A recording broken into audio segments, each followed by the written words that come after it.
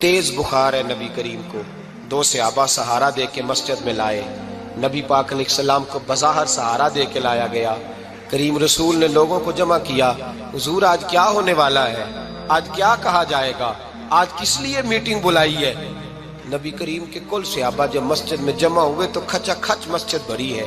मिसाल ज़ाहिरी से चंद यौम पहले की बात, नबी पाक ने फरमाया आज तुम्हें कोई जिहाद की तरगीब नहीं देनी, आज कोई नया पैगाम नहीं देना, आज तुम्हें बताना है कि रब ने अपने बंदे को इख्तियार दिया है, चाहे तो दुनिया में रहे चाहे तो उसकी बारगाह में हाजिर हो जाए।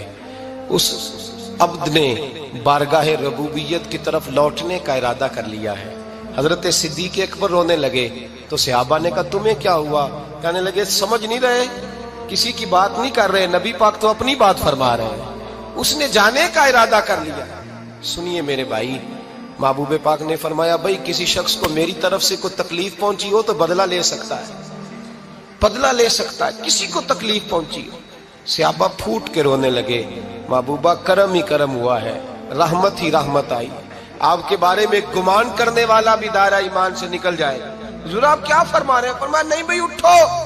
पीछे से जनाब अकाशा बिन मोहसन उठे, हाथ कांपते हैं आगे बढ़े, कहने लगे या रसूल अल्लाह एक जंग के मौके पर आपने दुर्रा मारा था, नंगी पीठ पर सफ़ें सीधी कराते, बात दिल में रह गई है, मैंने बदला लेना है।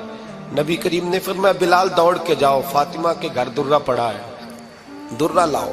सैयदना बिलाल हबशी कहते मैं गया, दस्तक दी, सैयदा तैयबा ताहिरा हजरत फातिमा फरमाने लगी बिलाल कैसे आए हो। अम्मा जी वो दुर्रा चाहिए था। सैयदा को तशवीश हुई, कहने लगे बिलाल ना तो जंग पे जाना है, ना जिहाद है, ना कोई ऐसा मौका है, हुजूर की तो तबीयत मुबारक बज़ाहिर बड़ी अलील है, दुर्रा क्या करेंगे।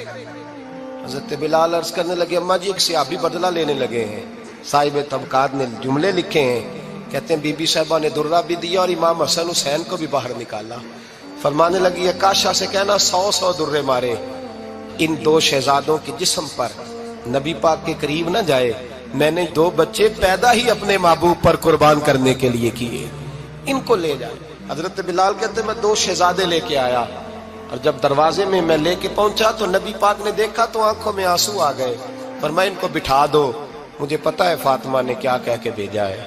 हजरत सैयदना बिलाल फरमाते हैं दुर्रा मैंने जनाब अकाशा को दिया। हजरत अकाशा दुर्रा लेके आगे जो बढ़े तो हजरत अबू बकर सिद्दीक ने उनके पैरों पे हाथ रखा, फरमाया अकाशा मेरी तरफ आ यार, मुझे मार दुर्रे, नबी पाक के करीब ना जा। मुस्तफा करीम ने फरमाया अबू बकर तू हट जा, इसे आने दे। फरमाते मैं चंद कदम आगे गया तो मौला अली शेर खुदा ने मेरे पैर पे हाथ रखा, कहने लगे अकाशा सोच तो सही तू क्या कर रहा है। हुजूर ने फरमाया अली हट जाओ, मेरा और उनका मामला है। जनाब अकाशा आगे बढ़ रहे, नबी करीम ने फरमाया मैं अपनी उम्मत को दर्श देना चाहता हूँ, खबरदार खबरदार जिंदगी में तुम्हारे हाथ से जुबान से किसी को तकलीफ ना पहुंचने पाए, खबरदार। याद रखना वो माशरे बिगड़ जाते हैं, वो माशरे तबाह कर दिए जाते हैं जहां जुल्म होता है, जहां ज्यादती होती है, जहां लोगों को सताया जाता है। महबूब करीम के करीब आए हजरत अकाशा का, हुजूर मेरी पीठ नंगी थी, आप भी जरा कपड़ा हटाइए। नबी करीम ने पीठ से कपड़ा हटाया, जनाब अकाशा ने दुर्रा जो उठाया तो सहाबा की चीखें निकली।